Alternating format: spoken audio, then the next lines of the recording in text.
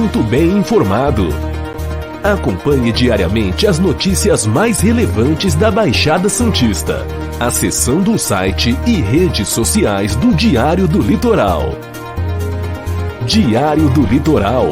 Somos impresso, somos digital, somos conteúdo. Visite nosso site e siga-nos em nossas redes sociais.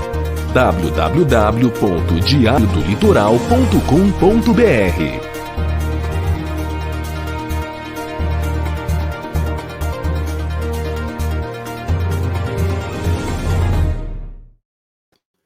Olá, sejam todos muito bem-vindos. A partir de agora tem o nosso programa Cidades em Debate, aqui pela TV Unisantos, canal 40.1 no aberto, ou também o canal 12 da NET, né, que agora é Claro TV, também na TV Unisantos e também na TV Com, é o canal 11 da TV Com, e o canal na NET, o canal 8 na Vivo TV, né, para toda a Baixada Santista. Nossos cumprimentos a toda a população de Santos, São Vicente, Cubatão, Praia Grande, Guarujá, Mongaguá, Itanhaém, Peruíbe, pessoal de Bertioga, pessoal todo que nos acompanha, obrigado pelo carinho, pela audiência. A partir de agora vamos trazer aqui os convidados à nossa mesa para que a gente possa conversar, possa debater assuntos da nossa região, do Brasil e do mundo. Mas antes, deixa eu trazer aqui, né, o nosso boletim da Covid na cidade de Santos, informando que houve aumento no número de pessoas internadas na rede de saúde de Santos, de 177 para 198 pessoas, é uma alta de 12%. Houve também o aumento de número de internados nas UTIs, voltados para os casos mais graves, de 80 para 89 pessoas, uma alta de 11%. A ocupação, nesse momento, a taxa de ocupação dos 256 leitos da Covid-19 disponíveis está em 77%. Entre os 120 leitos de UTI, a ocupação é de 74%. Na rede SUS, a taxa é de 71% e na rede privada é de 76%. E claro, a gente também destaca esse site, o santos.sp.gov.br/saúde/dados coronavírus, que traz em tempo real todas as informações da Covid na cidade de Santos. Vamos trazer aqui a nossa mesa, vamos trazer o nosso querido Luiz Fernando Cardoso, né? O Luiz Fernando Cardoso, ele que é o dono da Ortobiofarma, já na Grande São Paulo, e agora vindo também para Santos, vai estar ali na Galeria Ipiranga, né, o Luiz Fernando? E é um prazer muito grande recebê-lo aqui mais uma vez. Como é que você está? Tá tudo bem? Graças a Deus, tudo bem, caminhando aí. Em breve a Unidade Santos estará aberta para atender a nossa população com o melhor trabalho possível. Tá certo. Bom, vamos trazer aqui também o nosso querido Fábio Varga, o doutor Fábio Varga, advogado, também sempre presente semanalmente aqui no nosso Cidades em Debate. Como é que você está? Tudo bom, Fabinho? Seja bem-vindo mais uma vez. Tudo bem, Santiago? Prazer em falar com você de novo, participar do teu programa. Um abraço ao Luiz Fernando, ao Nicolau Obeide, que vai participar conosco hoje também, para debatermos os assuntos de Santos e de toda a região, junto com você e com a sua audiência enorme. Tá certo. E conosco também o nosso querido Nicolau Obeide, ele que é o presidente da CDL Santos Praia e é o proprietário também da Slex.com, uma loja de informática na Galeria Quinta Avenida, né? Seja bem-vindo mais uma vez. Tudo bem, Nicolau? Tudo bem, Santiago. Um abraço aí ao Luiz Fernando, ao Fábio, aí a você, Santiago. O doutor Maurício não está hoje? Senti falta não, hoje ele teve audiência. Do nosso Michel Temer, né, doutor Temer? ele não liga, né, que eu brinco com ele. Não, ele até gosta. Ele fala que ele fica imaginando o tamanho da conta dele, né? Como seria se ele fosse o Michel Temer, né? Eu fico imaginando. Isso alegra aí. Não, eu gostaria se eu ficaria imaginando a Marcela, né? Se eu fosse o Michel Temer, né? Eu acho que a melhor parte do Michel Temer é a Marcela, né?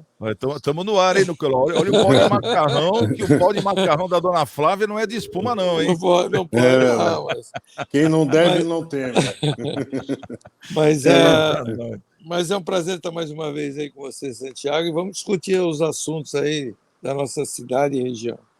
Tá certo. Bom, já vamos começar aqui com o primeiro assunto, né, na nossa pauta, e é um assunto que traz uma certa polêmica, né, até no meio jurídico também, até na questão dos brasileiros que estão acompanhando o que está acontecendo em questão política, às vésperas do retorno dos trabalhos do Supremo Tribunal Federal, que já voltou, né, Mas o presidente Jair Bolsonaro, na véspera da volta dos trabalhos, ele criticou o judiciário ao comentar a investigação sobre o vazamento de um inquérito da Polícia Federal sobre aquele ataque hacker ao Tribunal Superior Eleitoral, TSE.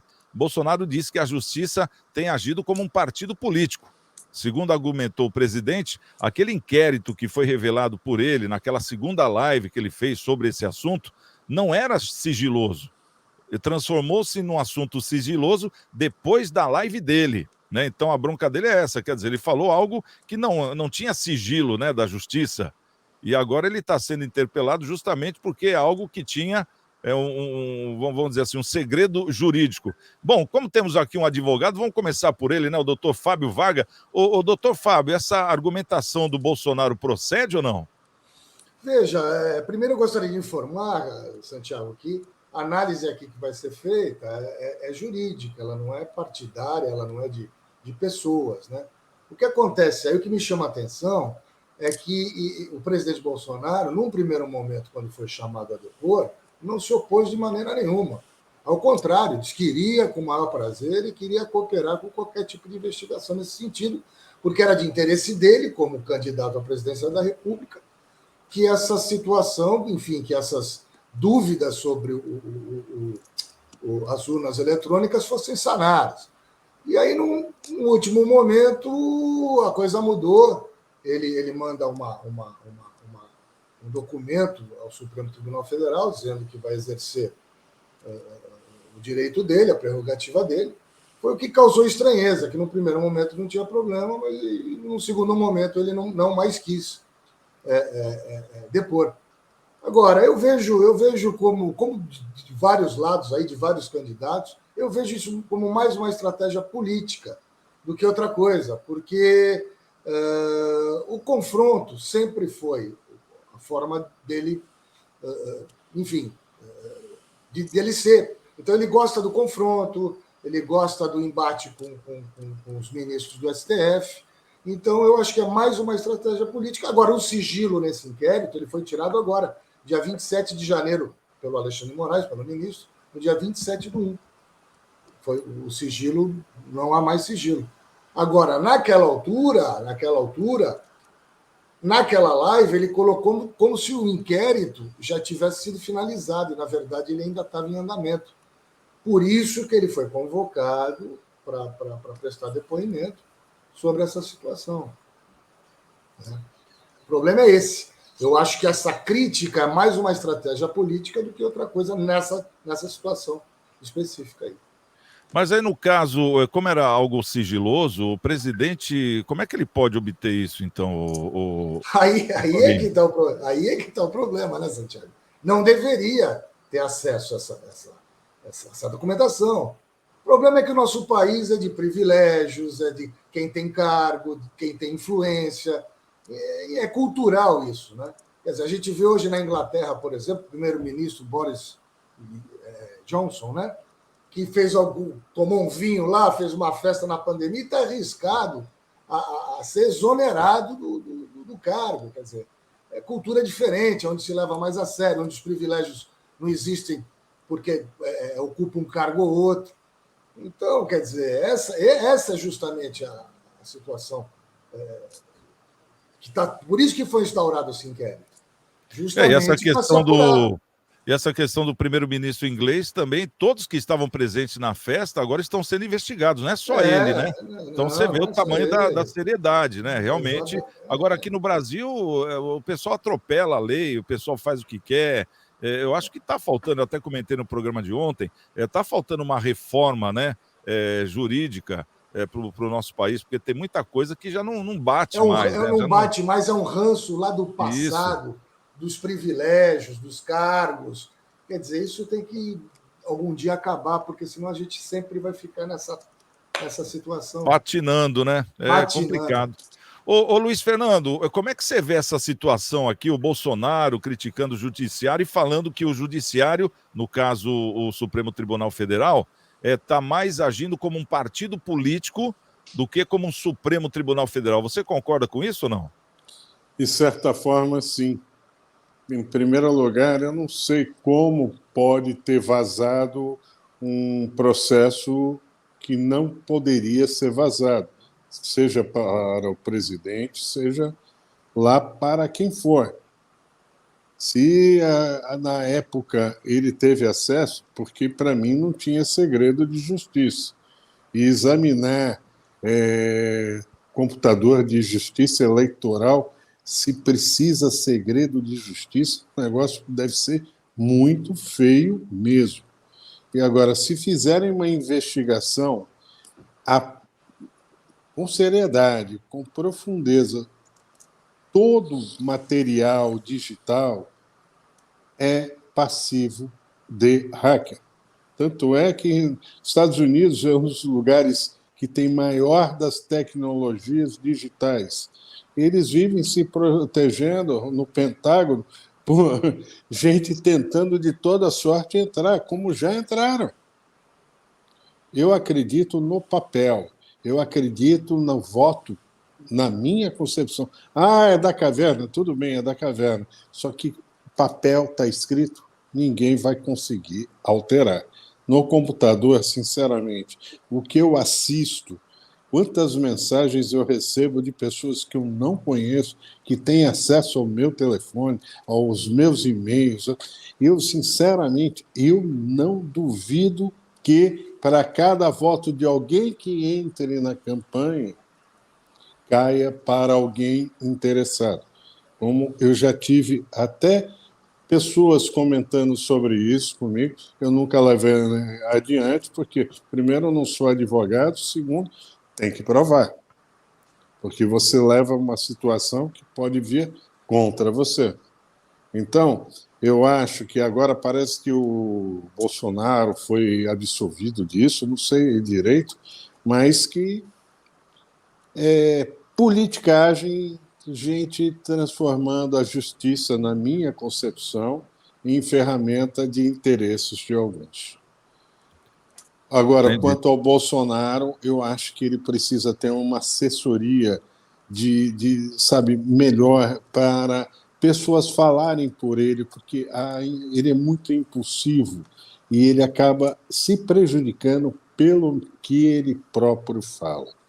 Então, ele precisaria, como presidente, ter uma assessoria melhor para não se expor tanto como ele vem se expondo, ao ponto de ser até ridicularizado. É isso que eu penso. Ô, Nicolau, uma coisa que me chama a atenção, por exemplo, que o Bolsonaro ele tinha o guru dele, que era o Olavo de Carvalho, né? O falecido Olavo de Carvalho. Mais ou menos, né? Tanto que parece que o Olavo de Carvalho morreu chateado com o Bolsonaro porque ele não fez algumas das previsões que ele tinha. E uma delas era justamente essa. Ele falava que o Bolsonaro ia ter que ter um pulso muito forte, porque quando ele começasse a governar, o STF ia para cima para testá-lo, e ele ia ter que ter um pulso forte. Coisa que nós não vimos até hoje, né? Vamos falar bem a realidade. No caso, o Bolsonaro, ele parece em alguns momentos uma marionete do sistema jurídico, né? Vai ali, vem aqui, até que todo mundo esperava que ele fosse lá, como falou o Fabinho, né? Eu esperava que ele fosse lá dar o depoimento dele também, porque ele falou que ia colaborar com tudo, mas de repente ele parou agora, já não está indo mais. O que você pode tirar de previsão? Vamos ouvir o guru Nicolau agora. Não, o Bolsonaro, na realidade, ele foi eleito. Eu vou discordar um pouquinho do Luiz Fernando. O Bolsonaro, na verdade, ele foi eleito dessa forma. Ele foi eleito por uma população que pensa, mas não fala o que pensa. E ele fala o que pensa. Então, eu acho assim que os votos dele são realmente... Eu pessoalmente, acho até que ele exagera. Eu acho que você tem razão, Luiz Fernando, quando você fala que ele tinha que ter uma assessoria política melhor para ele poder se enquadrar mais no aspecto de como funciona a política. Mas se você fizer uma outra análise, você vai entender que ele tem o nicho de pessoas que pensam como ele, mas não falam o que pensam. Nós vivemos num mundo muito hipócrita, né? Os políticos são todos hipócritas e nós estamos cansados dessa hipocrisia dos políticos, né? Esse mimimi de falar o politicamente correto é uma coisa que cansa, e eu acho que cansou já a maioria de nós brasileiros e no mundo inteiro, né?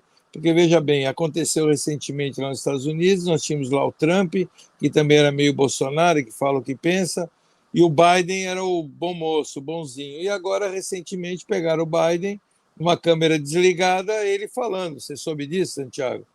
E ele brigando Xingando o com a repórter? repórter, xingando o repórter.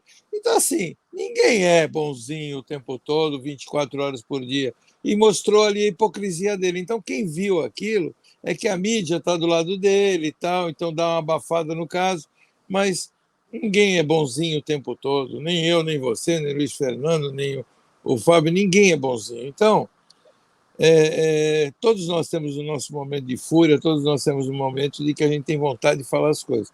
Eu vejo e entendo que o Bolsonaro ele exagera um pouco. Eu também acho que ele exagera um pouco por ser presidente da República, pelo cargo que ele ocupa. Eu acho que o exagero está aí.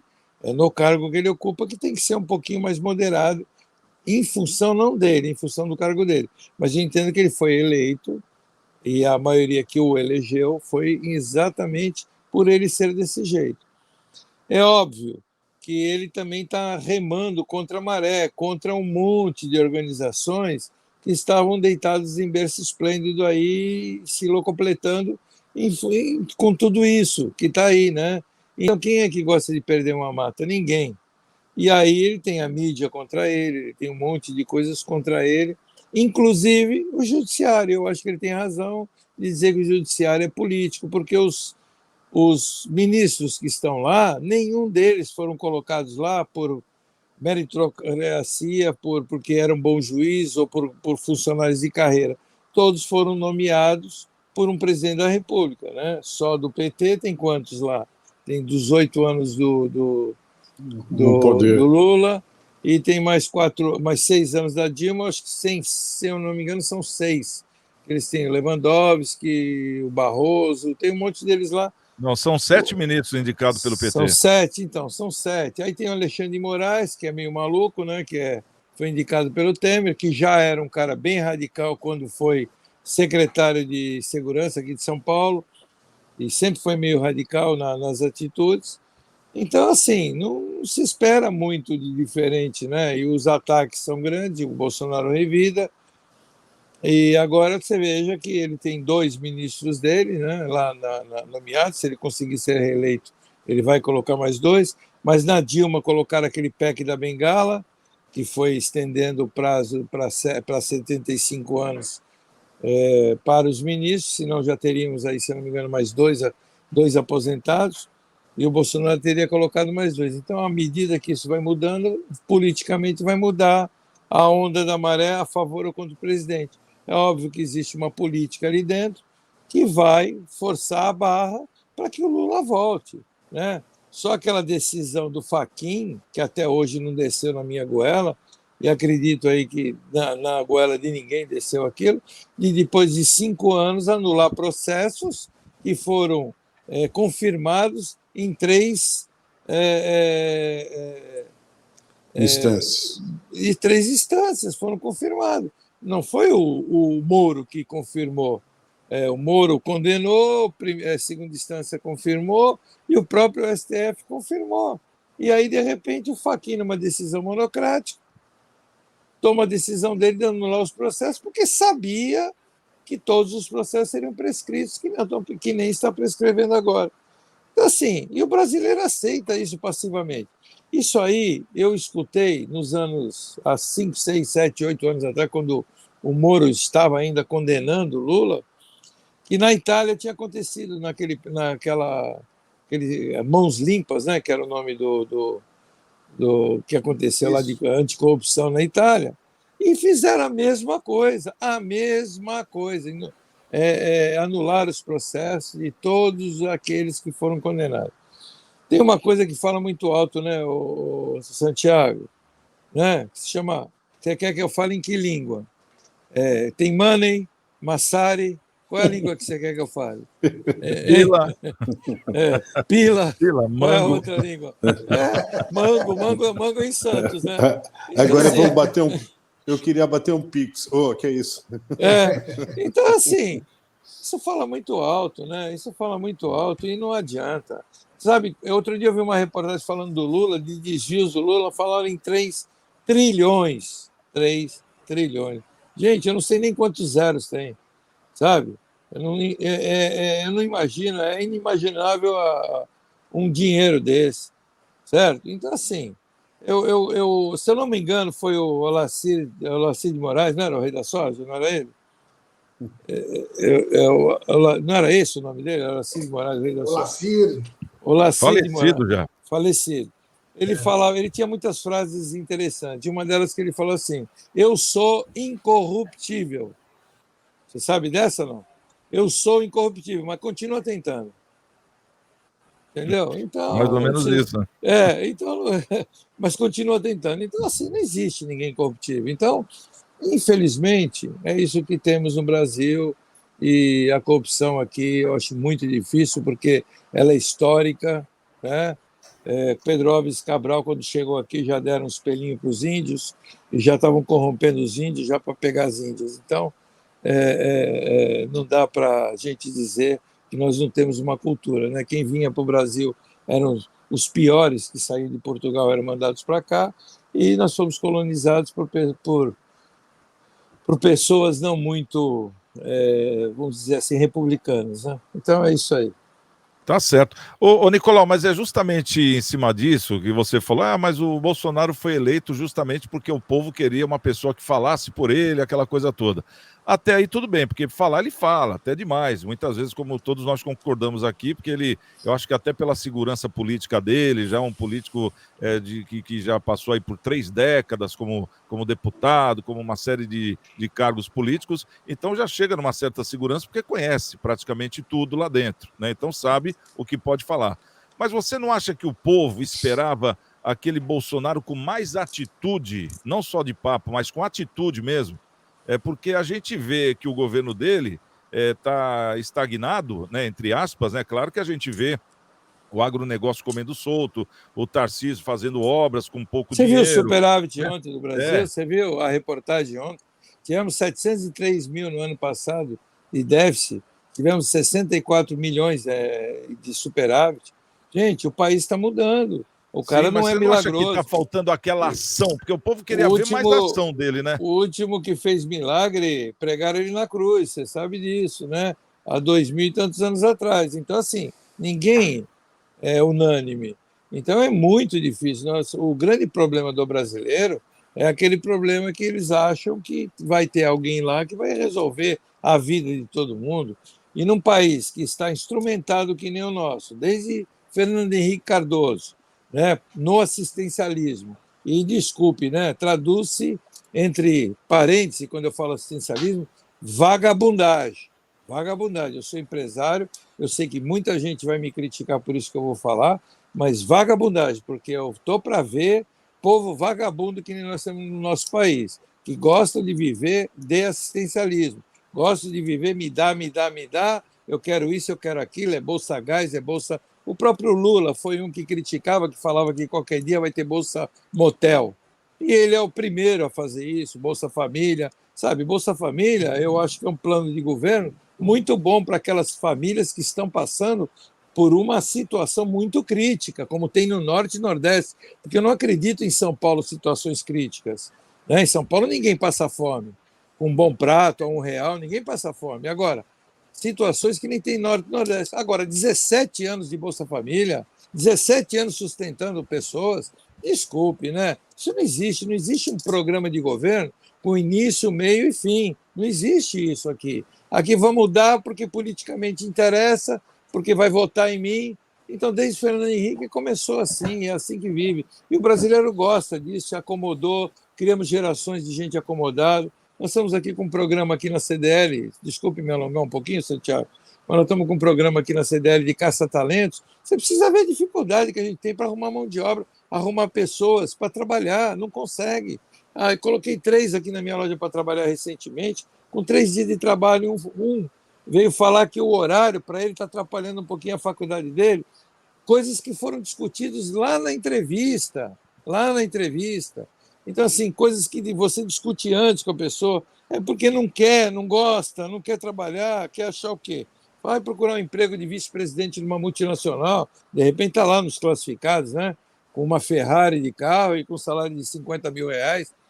Sabe? É assim, não existe. Então, eu aprendi uma coisa na minha vida, que você tem que começar, estar no meio daquilo que você quer trabalhar e dali você buscar um crescimento, buscar um progresso, né? E se desenvolver naquilo. Ninguém quer fazer mais isso. O pessoal quer imediatismo, infelizmente. Tem pessoas em dificuldade, tem pessoas faltando coisas para ela? Tem, existe.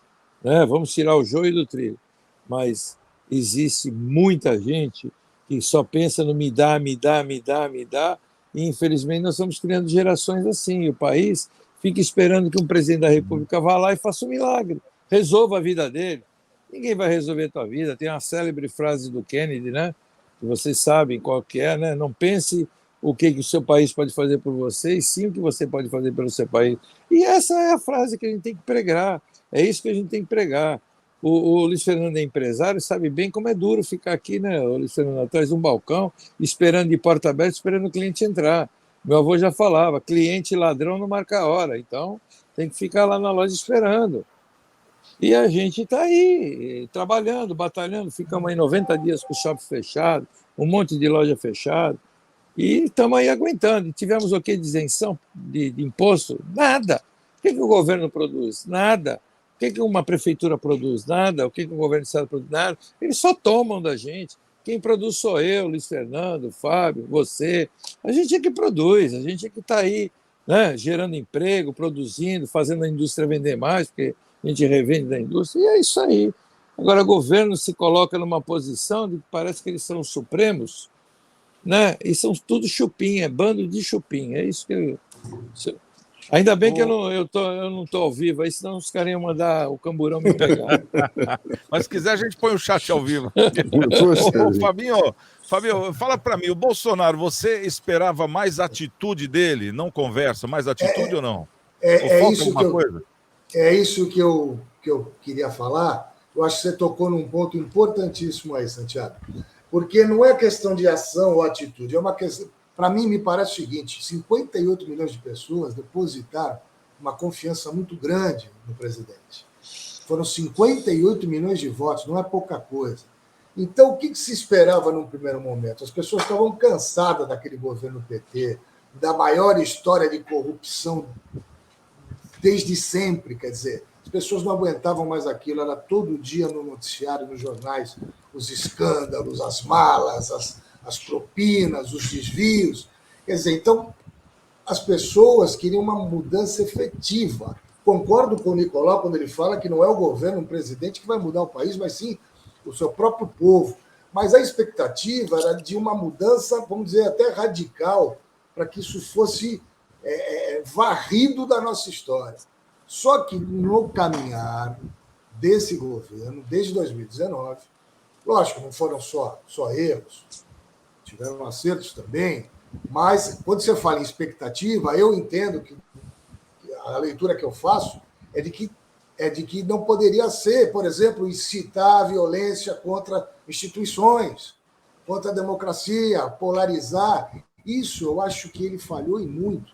E eu acho que ele falhou muito foi quando, no combate à pandemia, que pegou muita gente de surpresa. Se ele liderasse o país num momento difícil como esse, talvez hoje ele não seja o maior cabo eleitoral do Lula. Se nós formos pensar hoje o Bolsonaro é o maior cabo eleitoral do Lula. Parece que ele quer devolver o que anteriormente aconteceu para ele. Quer dizer, muita gente votou no Bolsonaro querendo que o PT fosse aniquilado e afastado. Então, acho que ele não se preocupou muito com esse eleitorado que não queria mais o PT. Ele falhou muito nesse tipo de situação, por exemplo, na pandemia, essa coisa da antivacina, essa coisa de martelar, de querer empurrar outros medicamentos, quer dizer, isso tudo indo contra a ciência, dizendo que o mundo todo estava errado e ele certo. Esse tipo de procedimento é que eu acho que ele perdeu muito e hoje está arriscado a perder as eleições. Mas, ô Fábio, esse problema da vacina... o Lula, pô. Viu, Fábio? Você vai me desculpar interromper, mas então, esse problema da vacina é um problema mundial. Não é aqui no Brasil que o pessoal é antivacina. Tem países muito mais grave que pessoas não querem tomar. Eu entendo, e respeito quem não quer tomar, mas a ciência, Nicolau, ele sempre bateu na ciência como dizendo que isso era uma grande mentira. Acho que deu uma falhada lá no áudio do Fábio, mas... Lógico que a gente sabe que tem os interesses. Opa, acho que voltou. Tá tudo bem aí, Fabinho? Tinha dado uma Tudo falhada? bem, deu uma falhada. Então, agora... lógico que a gente sabe dos interesses financeiros, das farmacêuticas e tudo mais, mas você não pode dizer que aquilo não vai funcionar, que isso é uma mentira. Quer dizer, é um verdadeiro absurdo, ao meu ver. Tanto é que a grande maioria da população se vacinou e não escutou esse tipo de besteira, de bobagem, ao meu ver. Então é aí que eu acho que, quando você fala que esperava mais, era nesse sentido. Era no sentido de atuar, de liderar, de chamar, aglutinar a gente para trabalhar junto e não polarizar. Né? Claro que ele ia enfrentar problemas com a oposição e tudo mais, mas com 58 milhões de votos, as pessoas que estão ao lado iam pensar se os políticos, opa, o cara está com tudo, eu não posso pisar na bola, eu tenho que ir nessa toada também. Mas o que a gente viu foi uma polarização, uma guerra desde o início, enfim, com as instituições, com outros poderes. É isso que eu acho que prejudicou muito ele nessas próximas eleições. Eu acho que o embate dele com o Dória que foi muito ruim, né? O embate com o Dória, né? Deixa eu ouvir a opinião do Luiz Fernando. Fernando Cardoso, queria ouvir a sua opinião quanto a esse caso aí do Bolsonaro. Você acha que está faltando atitude? O povo estava esperando mais atitude, não esse falatório, né? Não sei o que, mais atitude mesmo ou não? Não tenho dúvida quanto a isso, porque ter 58 milhões de votos, como ele teve, se ele tivesse tido atitude mesmo, eu acho que hoje ele ganharia no primeiro turno. O Lula nem sairia candidato se realmente ele tivesse feito aquilo que eu imaginava que ele poderia fazer. Por exemplo, ele está com a nação toda na mão. Ele poderia fazer algumas coisas que, na minha concepção, poderiam ajudar muito mais do que esse discurso de embate. Ele tem que trazer a sociedade a favor dele, não contra ele. Na medida que ele se posiciona em assuntos que ele não tem a experiência devida para debater, que nem no caso da ciência, ele se expõe de uma tal forma que muitos vão a favor dele e a grande maioria vai contra ele.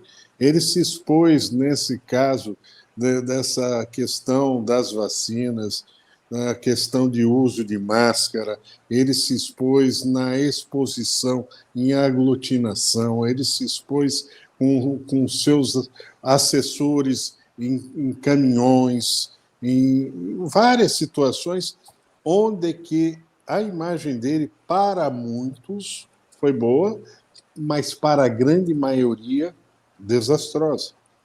Então, por isso que eu falo, ele pode ter toda a volúpia dele, ele está perdendo a chance de ser o maior presidente do país. Se eu tivesse no lugar dele, queria passar por esta vida e ser o melhor presidente do país, não o mais brigador, o mais, sabe, essa situação de bate, vai, ofende, desofende. Não, ele teria que ter sabedoria para poder conduzir tudo aquele que ele planejou para a nossa nação estar num caminho muito melhor do que está. Quando se fala de superávit de 65 milhões, não é isso, Nicolau? Isso. 65 bilhões, não é isso? Bilhões, é. Isso. Bilhões. Bilhões. Se fala em reais, não se fala na moeda mundial, que na verdade foram 10 bilhões de dólares, ao custo de $1 a R$ 5,60, onde que faz com que cada importação para a indústria brasileira começa a se tornar inviável. É muito mais fácil exportar $1 neste valor, né, do que a importação. O que a gente vê hoje, Luiz, é a nova velha política. Nova velha política. Nova velha política. A gente pode negar hoje que quem governa esse país é o Centrão. Sim, Quando o Bolsonaro se aliou, que ele disse que nunca... Quer dizer, ele sempre foi do Centrão. O Lula se aliou, quer dizer, você vê os extremos se aliando ao Centrão. A nova velha política, Santiago. Sim. Nós estamos vendo o que era antes. Só que temos na mão o maior país do planeta. Sem dúvida nenhuma. Onde que poderia estar prosperando de uma tal forma se tivessem sabedoria na conduta profissional política, de uma tal forma. Só o oceano que temos em toda a costa, só toda essa mata verde que podemos oferecer, o que a gente vende de grãos, o que a gente pode produzir. Puxa vida. Sabe quando muda isso, Luiz? Ao meu ver, com educação. Exatamente, só isso. Porque o nosso povo, ele não sabe, não é porque ele não quer, ele não tem condições de escolher. O povo é que nós é que colocamos os políticos lá. Enquanto nós, quando eu digo nós, a população, o povo brasileiro, a sociedade brasileira. Então, enquanto não tivermos educação, a grande maioria que não tem acesso, como nós aqui temos, como quem está nos assistindo também, enfim, algumas pessoas privilegiadas, o Brasil vai continuar dessa forma, porque nós vamos colocar lá quem não está interessado em ajudar o Brasil. É verdade. Então, a educação é a base de tudo isso que tinha que mudar de forma radical. Essa PEC que aumentou para 38% o salário do professor, para R$ 3.800, se você for analisar em dólar, $1.800, ninguém vive nos Estados Unidos com esse valor. É outra história, é outra coisa. É outra coisa. Tudo outro bem. Universo, né? Mas você falou tudo. A sociedade só vai um dia chegar na hora que a formação de baixo estiver preparada para que isso aconteça. Na medida que você tem uma falta de educação, você vai seguir exemplos ruins, você vai querer ir por facilidades, você vai querer transformar a sua vida como a dos que um dia estava no zoológico, hoje tem uma operadora chamada Oi. É isso aí. Simples assim. Tirando que eu tenho alguma coisa, não é trabalhando. Então, sabe, tudo errado? Tudo errado. Na minha concepção. O que a gente está fazendo aqui é apenas tentar ajudar com que as pessoas comecem a enxergar uma possibilidade que a gente possa vir a melhorar. Isso é bom para mim, não falta 30 anos de vida, 40, mas os nossos netos, a geração que vem atrás, o que será deles? Sabe? Que mundo será esse?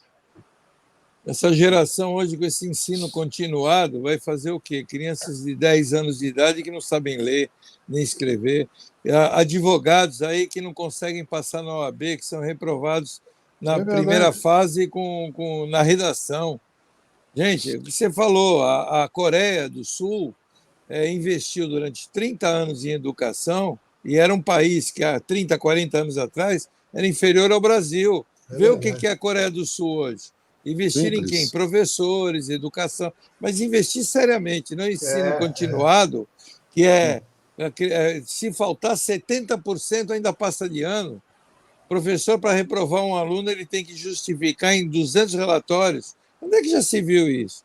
Eu tenho clientes meus que teve uma avó outro dia que veio aqui na minha loja, que ela não se conformava que o neto dela, com 10 anos de idade, passou de ano e não sabe ler. Ele não sabe ler. Como é que pode? Passou para o 4º ano, que na nossa época era 4º ano primário, lembra disso? 4º ano primário. Como é que pode? Então, assim, não é alfabetizado, não sabe ler e vai passando, e vamos passar. Vamos para frente que atrás vem gente. Então, é assim que está funcionando. Vai ser o que um adulto? A vida vai ensinar. Hoje eu pergunto aqui para algum... Eu tinha uma funcionária aqui que não sabia nem quem descobriu o Brasil. Uma pergunta ridícula dessa, não sabia. O senhor faz pergunta difícil, eu já não lembro. Vem com aquela desculpa que não lembro. Eu não lembro mais. Eu não lembro mais. Qual é a capital do Rio de Janeiro? Não sabe. Qual é a capital de São Paulo? Não sabe. Então, assim, não sabe. Mas isso não interessa. Isso aí vai mudar o quê a minha vida? Mas sabe quem é o MC Gui? Sabe quem é o MC sabe? Kevinho, sabe quem são esses caras? Mas Kevinho? Sei lá, Kevinho. Quer cerveja? Mas sabe quem são esses caras? Sabe Quer pinga. que nem fica Big Brother aí na televisão aí, né? Big Brother, que é um absurdo aquilo, de gente fútil, que não agrega nada, e bate recorde de audiência na televisão. Para você ver o nível intelectual que estamos vivendo. E põe pessoas discutindo, fora o Big Brother, põe pessoas discutindo naqueles programas paralelos de inutilidades durante o dia, que nem Fátima Bernardes, que nem aqueles outros programas que tem, discutindo sobre o Big Brother, se o fulano vai ficar com a fulana, se ele vai pegar a ciclana, porque ele pegou uma, não pegou a outra. Gente... É um absurdo, e as pessoas vendo isso e batendo audiência. Enquanto tu pega um programa aí de alguns assuntos relevantes, não bate ibope, aí eles não põem no ar, né? Porque TV é paga, tem patrocínio, o patrocinador quer patrocinar coisas que têm audiência, porque quer que venda o produto, e assim é esse mundo capitalista que a gente vive, formando pessoas cada vez mais idiotas. Tá certo. Bom, esse é o nosso Cidades em Debate aqui pela TV Unisantos, também pela TV Com Santos. Vamos trazer aqui o Maurício Araújo já. Primeiro tem um recado e a gente vai trazer o Momento Câmara. A Câmara de Santos volta aos trabalhos e já tem PL aí sendo aprovado, hein? Daqui a pouquinho a gente tem o Maurício Araújo. Fique muito bem informado. Acompanhe diariamente as notícias mais relevantes da Baixada Santista, acessando o site e redes sociais do Diário do Litoral. Diário do Litoral. Somos impresso, somos digital, somos conteúdo. Visite nosso site e siga-nos em nossas redes sociais. www.diariodolitoral.com.br.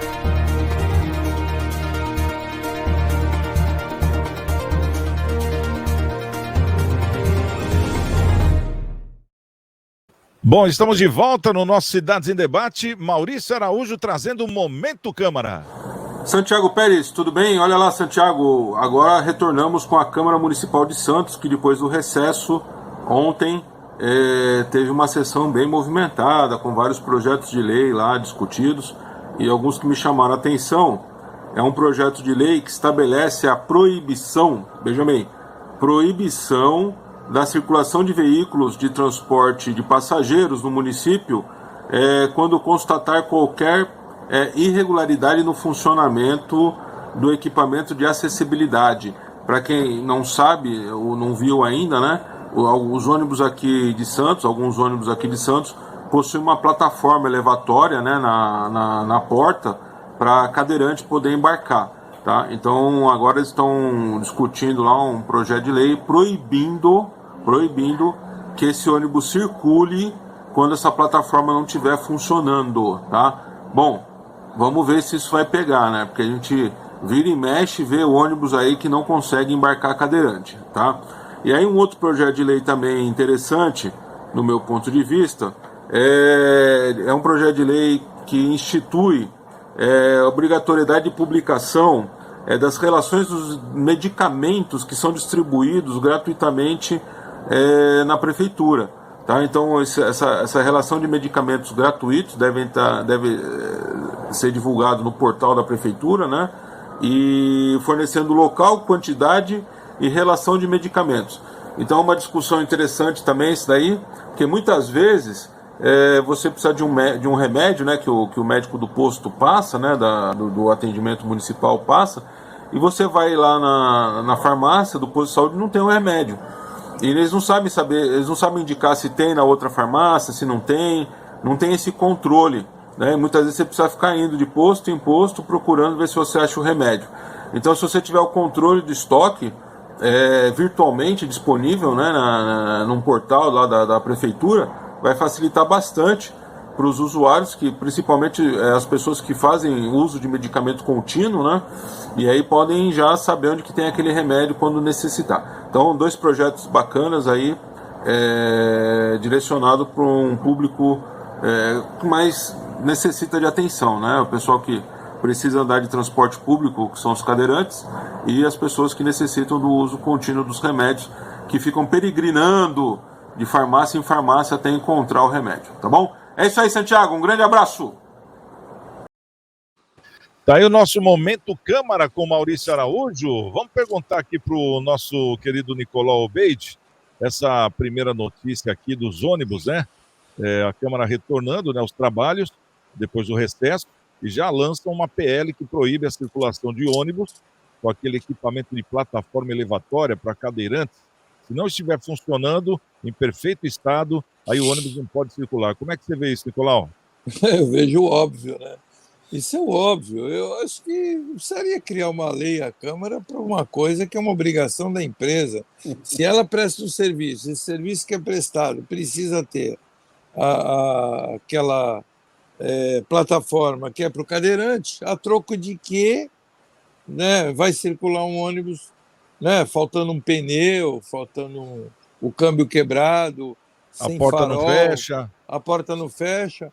Eu acho que não tem que ter uma lei, né, na qual isso tenha que ser. E não são todos os ônibus que têm a plataforma. Se não são todos, tudo bem, tem os que não têm, tem os que têm. Os que têm, na hora de circular, tem que ter e funcionar. Eu acho que a lei da acessibilidade é uma lei federal, né?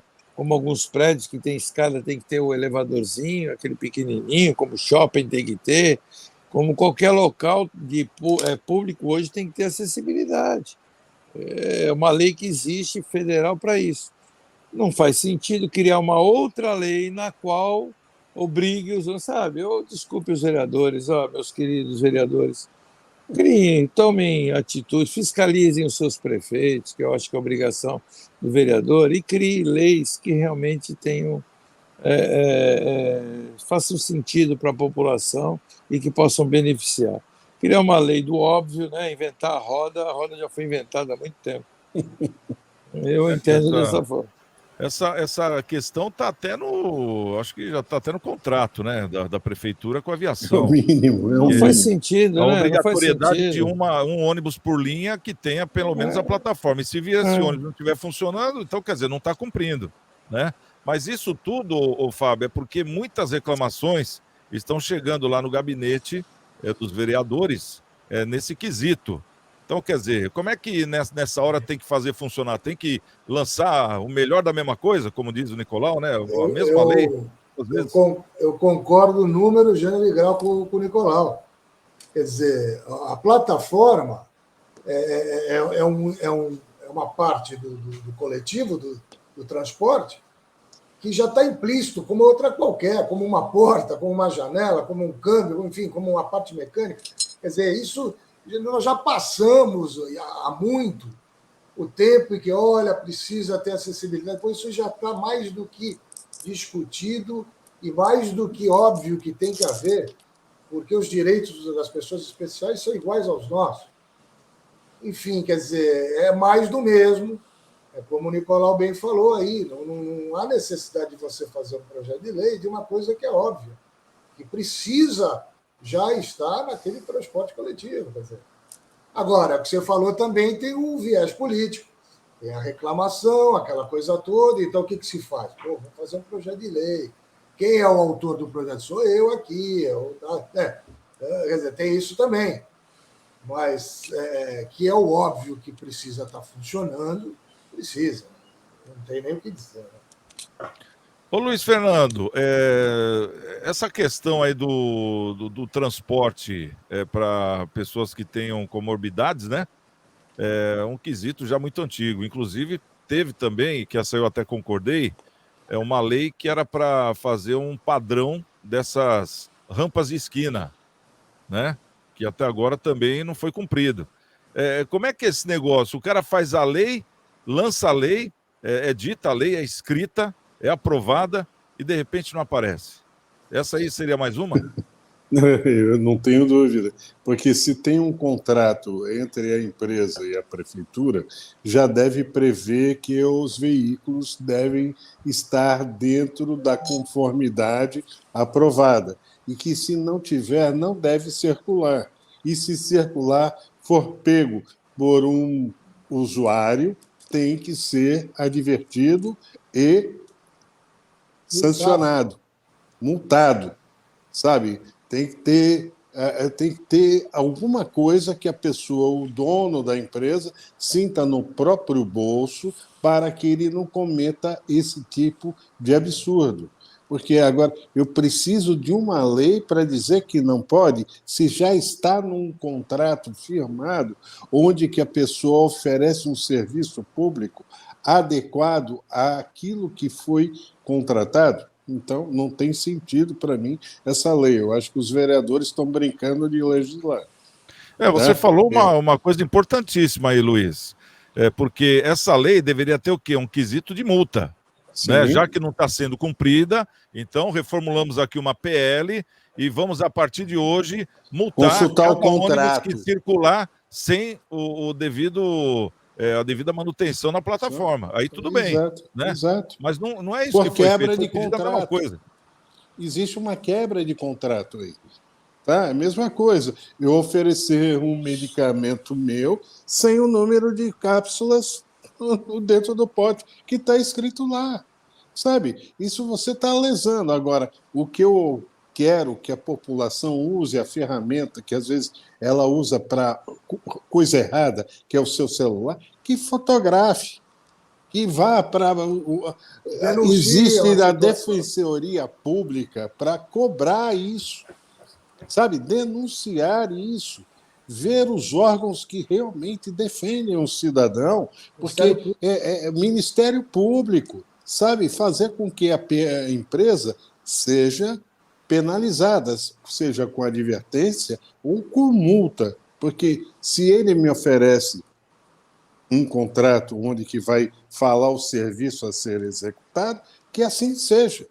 Então, o ônibus pode trazer um carrinho de roda, botar o cadeirante ali e puxar numa rampinha. Onde nós estamos? Luiz, uma coisa que eu observo é que a população ainda depende muito do vereador, né? Porque essa reclamação... Sem necessidade. Nicolau, essa reclamação eu ligaria lá para a ouvidoria, ou mesmo mandaria uma reclamação para a ouvidoria, lá para o Rivaldo, no caso de Santos. Eu tenho certeza que ele resolveria. Não precisaria esperar a resposta. Quanto tempo eles devem estar esperando essa resposta? Olha, a CET, a legislação da CET é regida, aliás, dos ônibus é regida pela CET, né, que é uma empresa de capital misto, né, privado e público. E a CET, cabe a eles a fiscalização. É só denunciar. Olha, então se for para a ouvidoria, e no caso da ouvidoria encaminha para a CET, que vai ter né? Não é a CET que multa um ônibus quando passa no semáforo vermelho? CET. Não é... Vem cá, se eu estou andando com o meu carro com pneu careca e paro num comando, meu carro não pode ser guinchado? O que serve para mim tem que servir para todos. Se existe uma regulamentação para um transporte público, que seja feita da melhor forma possível, porque o cidadão está pagando para ser bem servido. Não importa se é cadeirante, se é uma pessoa normal, todos têm que ter o mesmo acesso conforme os direitos adquiridos por lei. Acabou. Não tem o que ficar... e não é nem a população, é o prestador de serviço, ele tem um contrato, ele tem que prestar o serviço direito. É a mesma coisa. Já está implícito o acesso. Eu vou dar uma ideia. Só deixa eu passar aqui Pode, rapidinho, Luiz, para passar o Eu ia comprar aqueles malabares para os vereadores ficarem em semáforo, para eles aparecerem um pouquinho mais. Boa ideia. Bom, vamos trazer aqui a última. Vou até pedir para que vocês sejam até um pouco rápidos por causa do nosso tempo, e é importantíssima, né? Outra PL obrigando a divulgação dos medicamentos, local e quantidade dos remédios que são distribuídos gratuitamente, né, no município de Santos, e terão que ser agora informados através do portal da prefeitura. Porque a pessoa ia lá na UPA, chegava lá, o médico dava, né, o remédio, receitava o remédio, ela ia lá na farmácia, né, onde recebe o remédio, e não tinha o remédio. Aí tinha que ir para outro bairro, não tinha. Tinha que ir para outro, não tinha. Então, um aplicativo, então, no próprio site da prefeitura, tendo esse aplicativo, ficaria muito mais fácil saber onde tem o tal remédio. Como é que você vê isso, Nicolau? É óbvio também? Olha, não seria tão óbvio, né? Eu acho que convênios funcionariam muito mais que nem era antigamente, que no caso as pessoas pegavam remédio na Poupa Farma, né? Tem alguns remédios. Eu acho que esse tipo de convênio poderia existir, evitaria corrupção, evitaria sumiço, né? Evitaria vencer remédios. Eu sou mais a favor da terceirização, né? Paga, esses remédios são pagos de qualquer jeito, são comprados. São comprados, você vai com a receita lá numa farmácia, em qualquer local que tem uma rede de farmácia, retira esse remédio é cobrado posteriormente da prefeitura ou do sistema de saúde, do SUS. Eu acho que funcionaria muito melhor. Mas, já que o sistema é dessa forma, porque assim, às vezes eles tentam cercar tanto o sistema, cercar tanto, que ele fica ruim para o usuário, né? Mas você tem que deixar o sistema fácil para o usuário, óbvio, cercando, evitando corrupção e tudo, mas que o usuário tenha uma facilidade. Só que criam tanta burocracia, né? Eu vou te falar uma bem rapidamente. Você sabia que antigamente você comprava um chip para pôr no celular pré-pago, simplesmente colocava, por causa de ameaças e tal, etc., foi obrigado a colocar o CPF. Agora, você sabia que você tem que bater uma selfie e uma foto do seu documento e mandar para a operadora ativar o seu chip? É o fim da picada. Então, isso aí que eu chamo é nivelar por baixo. Você nivela, todo mundo é desonesto até que se prove o contrário. E a nossa Constituição diz que todo mundo é honesto até que se prove o contrário. Então, para combater, às vezes, corrupção, esses desvios, eles acabam dificultando a vida do usuário. E é isso que acontece com o remédio também.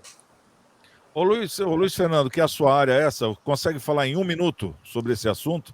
Rapidamente, se eu fosse a prefeitura ou o órgão destinado, procuraria uma empresa na área de TI e faz como eu mesmo faço na minha rede de farmácia. Eu sei o meu estoque aqui, eu sei o meu estoque ali. Se uma pessoa vier aqui, eu sei onde encontrar o medicamento e sei dizer se na rede tem ou não tem.